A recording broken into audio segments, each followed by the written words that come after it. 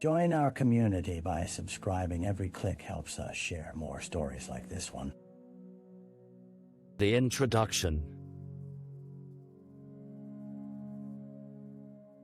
In the quiet suburban backdrop of Maplewood, a community shrouded in the familiarity of routine, life flowed with a predictable rhythm. Children's laughter echoed through the tree-lined streets, while flocks of neighbors exchanged pleasantries on their porches, basking in the afternoon sun. It was this facade of safety that had lulled the townsfolk into a false sense of security until the day that peace was irrevocably shattered. On a crisp autumn morning, 27-year-old Anna Blake vanished without a trace, known for her warm smile and compassionate nature. Anna worked as a social worker at the local shelter, tirelessly helping those in need. The day she disappeared was like any other. She had planned to meet friends for coffee after her shift, a routine she cherished. Yet as evening fell and her friends began to worry, the realization sent shockwaves through the cozy enclave. The search began almost immediately, with family, friends, and even local volunteers coming together.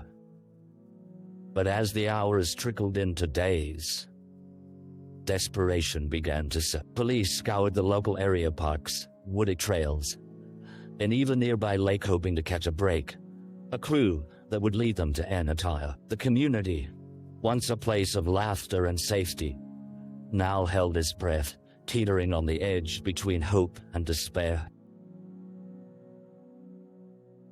As rumors began to circulate, the first glimmers of darkness seeped into Maplewood. Who would want to harm Anna, and why? With a small town like Maplewood, it was hard to fathom that such a heinous act could occur within its borders. But secrets have a way of lurking just beneath the surface, ready to awaken when least expected. The investigation had only just begun, and what lay ahead would unravel the very fabric of the peaceful town. The victim. Hannah Blake was not simply a name in a missing persons report. She was the beating heart of her community. Born and raised in Maplewood, she had a deep-rooted connection to its people. At the shelter where she worked, she was known as a beacon of hope, tirelessly advocating for the most vulnerable those who had lost their way in the unforgiving world outside. Her kind eyes had the rare ability to soothe troubled souls, and her laughter was an infectious melody that resonated in crowded rooms. Friends described Anna as fiercely loyal, a woman who could light up the darkest of days with a simple gesture. After her parents' divorce when she was a teenager, she had found solace in helping others navigate similar hardships. It was a calling that seemed to sculpt her destiny, a life built around empathy. Yet her compassion masked an inner turmoil that lay dormant within her, unacknowledged by most. As the investigation unfolded, detectives zeroed in on her social circles, uncovering layers of Anna's life that were both inspiring and troubling. Among the stories shared, whispers emerged of a recent relationship that had left Anna feeling unsettled. She had confided in close friends about a man who had crossed boundaries, a charming yet possessive individual who had seemingly drawn her into a web of emotional manipulation. She had shared her concerns, but had also held tightly to the belief that she could handle it, a sign of her unwavering strength. But strength has its limits, and as Anna's friendships deepened, cracks appeared in the life she had presented to those around her. In the weeks leading up to her disappearance, slight changes in her demeanor were becoming increasingly evident. Her laughter would sometimes falter, and shadows would flicker across her features. Yet no one could have anticipated the depths of the darkness that awaited her. A darkness that would soon envelop not only Anna, but the entire community of Maplewood. The crime scene. 2 days after Anna Blake was reported missing, team of detectives conducted a search at the local park, a favorite haunt of the townsfolk. The ambient sounds of rustling leaves and distant laughter were ominously overshadowed by the scene unfolding as they combed through the underbrush, each step heavy with purpose and dread. The sun filtered through the foliage, casting a dappled light that seemed to mock the gravity of the situation. It was a volunteer, the local teacher named Mark, who first caught a glimpse of something out of place near the banks of the winding river that meandered through the park. An uneasy shiver ran down his spine as he approached the cluster of wildflower. There, half buried in the mud and debris, was a blue scarf, the very one Anna had worn just days earlier, identifiable by a small embroidered emblem of a bird in flight. A swift call to the authorities turned the once bustling park into a cacophony of flashing lights and furtive whispers. Detectives cordoned off the area, while forensics moved in, methodically collecting evidence and noting every detail. The once peaceful atmosphere transformed into a somber spectacle as onlookers gathered at a distance, grappling with the implications of what they might discover. As investigators examined the surroundings, they uncovered more chilling evidence. A broken cell phone, riddled with scratches, partially hidden beneath a patch of grass. Nearby, a thin trail of footprints was imprinted in the muddy ground, leading deeper into the nearby woods. Each fragment told the story of violence and desperation, hinting at a struggle that had taken place that left behind a wake of unanswered questions. Hours passed, but for Anna's friends and family, time had ceased, suspended in a bleak limbo of uncertainty. The lifeline that had bound them together frayed further with each whispered conversation among investigators. The burgeoning realization that this might not be just a case of a woman gone missing, but rather a crime scene, shifted their innocent hope into cold dread. The search had taken on an entirely new meaning. Anna was not just lost. Something terrible had happened. Maplewood would never be the same. The early investigation. With the discovery of evidence at the park, the Maplewood Police Department launched an aggressive investigation. Lead Detective Sarah Monroe, a seasoned investigator known for her tenacity, atop the reins. On a brisk October afternoon, she gathered her team around an oak table cluttered with notes, photographs, and maps. The air thick with urgency. The air specter of Anna's disappearance loomed over their discussions, weighing heavily on their spirit. Detective Monroe began by outlining potential leads, her voice steady, but laced with the gravity of the situation. We first need to speak with Anna's family, friends, and anyone who may have seen her in the days leading to her vanish, she asserted, her gaze darting among her team. The idea was to piece together Anna's life leading up to that fateful day, to identify anyone who could be considered a threat, or who might have known her routines well enough to exploit them. Reports from Anna's friends revealed that she had expressed concern over an ex-boyfriend named Paul, whose possessive nature had eroded their relationship months before. Although they had parted ways amicably, the conversation shifted as friends recounted Anna's discomfortous, unexpected texts and late-night phone calls that had turned possessive. It wasn't long before Detective Monroe ordered a background check on Paul and began looking into his whereabouts on the day Anna went missing. As the sun dipped lower in the sky, Detective Monroe sent officers to canvass the area, interviewing shop owners, park-goers, and anyone who could provide a glimpse into Anna's final hours. Cell phone records were requested and social media accounts were scrutinized.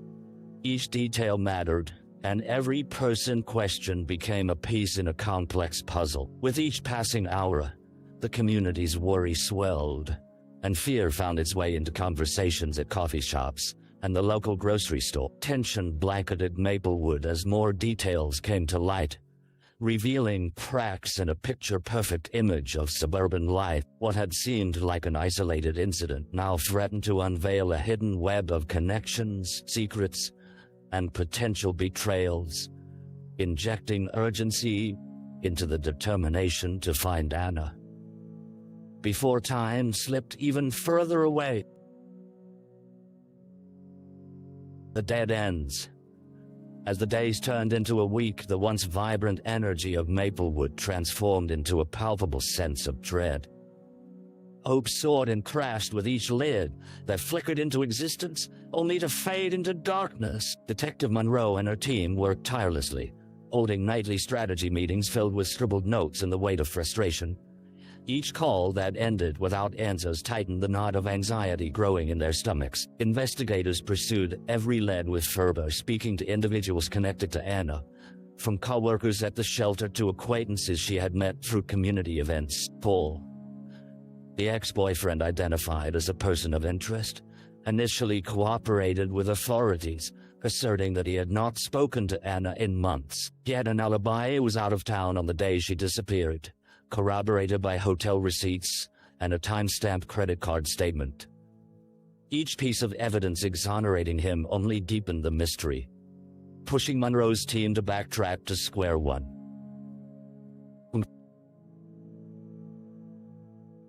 Another promising lead revealed itself when a passerby reported seeing a woman resembling Anna talking to a man at the park entrance the day she vanished.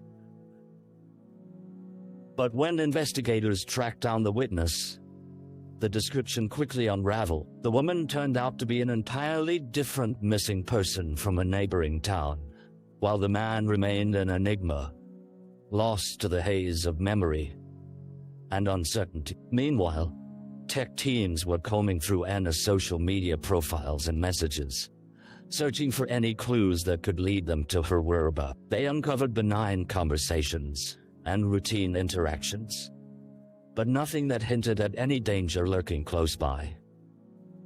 The frustration amongst detectives began to mount as more leads stagnated. As the investigation progressed, whispers in Maplewood escalated into sensational gossip about Anna's potential demise. Friends and family tried to stay hopeful, holding on to the belief that they would see her again, even as fear crept into their thoughts. But with each unanswered question and every dead end, the chilling reality loomed larger.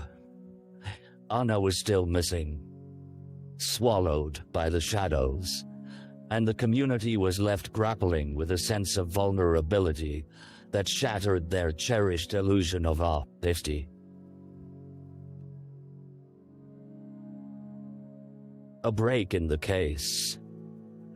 Just as the weight of uncertainty began to crush the spirit of the Maplewood community, a breakthrough emerged, a glimmer of hope piercing through the darkness. It came in the early hours of a rainy Tuesday morning, when a forensic technician, poring over evidence collected from the park, stumbled upon something that had been overlooked during the initial sweep. Beneath the layers of mud and leaves, they discovered a small engagement ring, subtly engraved with the initials AB on the inside band. The technician quickly sent a photograph to Detective Monroe's team, prompting a flood of excitement rippling through the precinct.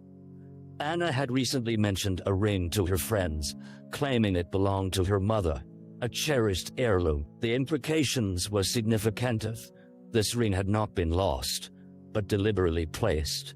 It could suggest a broader narrative of coercion, and perhaps even a threat. With renewed urgency, Detective Monroe initiated a detailed search of the riverbank and surrounding areas, instructing her team to expand their radius. Hours turned into an intense search as local volunteers joined in, each individual fueled by the hope that this discovery might finally draw them closer to Anna. Just beyond the riverbank's edge, officers uncovered disturbed, freshly turned soil that appeared odd in contrast to the natural setting. After obtaining a search warrant, the area was cordoned off, and excavation teams worked diligently under the watchful eye of detectives. As they dug deeper, the ground gave way to a chilling discovery: a small, shallow grave.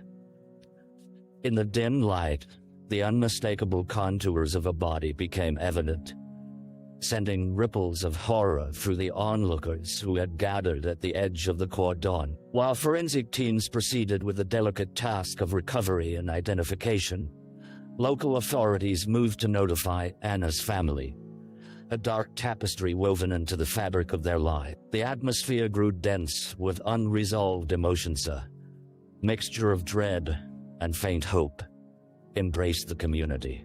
As the dust settled, investigators began to piece together a chilling narrative. The missing ring signified a promise broken, and it became increasingly evident that Anna's disappearance was no longer just a case of a young woman lost. The fragments of her life were slowly aligning into a spine-tingling mosaic that offered both clarity and terror that would ultimately uncover Maplewood's darkest secret. The suspect.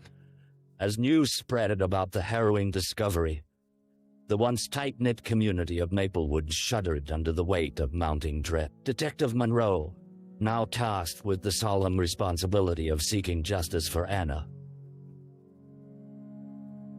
turned her focus to the clues that had been painstakingly unearthed. The engagement ring and the shallow grave cast a long shadow on those close to her, but one name continually rose to the surface: Paul. With evidence of Anna's rings and clothing probably linked to him, the urgency to bring him in for questioning intensified. Monroe and her team quickly obtained a more thorough background check on Paul Henley, revealing a troubled past that painted a stark picture. A string of past relationships ended abruptly, often characterized by erratic behavior and excessive jealousy.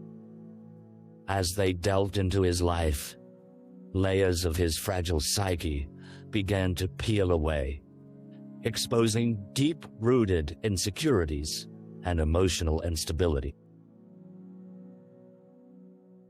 When the detectives finally brought Paul in for questioning, he presented a facade of calmness, but a twitch in his left eye betrayed his nerves. Detective Monroe watched closely as they probed him about his whereabouts on the day of Anna's disappearance, and pressed him about his recent communications with her. Paul maintained his alibi, but became increasingly evasive when asked about his financial situation,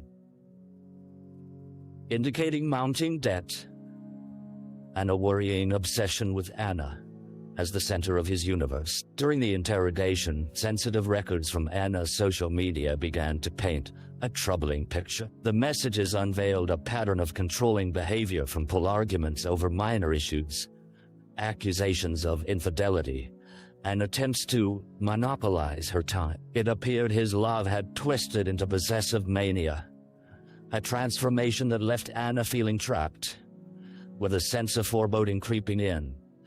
Monroe confronted him about the timeline of their last interaction. Paul's confidence began to erode and he became defensive, insisting he had done nothing wrong. Detectives left Paul's interrogation room with a sense of disquiet. There was still not enough concrete evidence to link him directly to Anna's fate, but the tenuous threads were beginning to weave together. With the community on edge and emotions running high, Monroe felt the urgency to dig deeper, not just into Paul's actions, but also into the unanswered questions that remained about Anna's final days. In the wake of unraveling truths, it became evident that to solve this case, they would need to probe every shadow and echo of Anna's life one last time. The trial. Months crawled by in the wake of Anna Blake's tragic disappearance. But when the community gathered for the trial of Paul Henley, the weight of loss hung heavily in the air. The courthouse, the simple structure that had borne witness to countless cases, now stood as a crucible for the haunting tale of a young woman silenced too soon. Friends, family, and curious townsfolk filled the wooden benches, their breaths collectively held as they awaited the verdict that would determine Paul's fate. In the days leading up to the trial, Detective Monroe had meticulously built her case. The evidence was compelling. The ring found buried near the riverbank, forensic links to Anna's belongings, and a comprehensive timeline detailing the troubled history of Anna's relationship with Paul. Testimonies from friends unraveled the layers of toxic possessiveness that had characterized their interactions. Witnesses detailed the ominous shift in Anna's behavior as rumors of her growing unease permeated the air. As the trial began, the prosecutor painted a clear portrait of a man driven to extremes, fueled by jealousy and rage. A video of Anna's last public moments was played, capturing her laughter and joy, a vivid contrast to the emptiness that followed. The profound grief etched on her loved ones' faces was evident in each pre-recorded sentiment. The courtroom became a pilgrimage of sorts, a tribute to the vibrant life of a woman lost too soon, and a stark reminder of the darkness lurking behind familiar facades. Paul's defense team attempted to shift the narrative, framing him as a misunderstood figure manipulated by an emotional relationship he never intended to. They argued for lack of physical evidence, emphasizing that no direct link connected him to the act of murder. But as each argument was synthesized, the emotional weight bore heavily on the jury. They felt the crux of the case was not just black and white, but permeated by a complex interplay of love, obsession, and power. As deliberations began, a tense silence engulfed the courtroom. Minutes stretched into hours, and the palpable sense of anticipation was tormented by uncertainty. Finally, the jury entered, their expressions a blend of solemnity and determination. The judge's gavel struck, drawing the room's collective breath. An electric tension surged through the air, hearts raced, and all eyes were fixed on the jury foreman as he read the words that would become the town's new reality. We find the defendant, Paul Henley, guilty of second-degree murder. Relief and sorrow collided in a wave of emotion, and tears flowed freely as Anna's family and friends embraced each other tightly. Arrow indicated the road ahead would be long, but at that instant, justice had bestowed meaningful solace. A life lost was finally recognized, and a community began to heal. Yet shadows lingered. Echoes of violence still whispered in the corners of Maplewood, serving as reminders that not all tales of love have happy endings. The aftermath.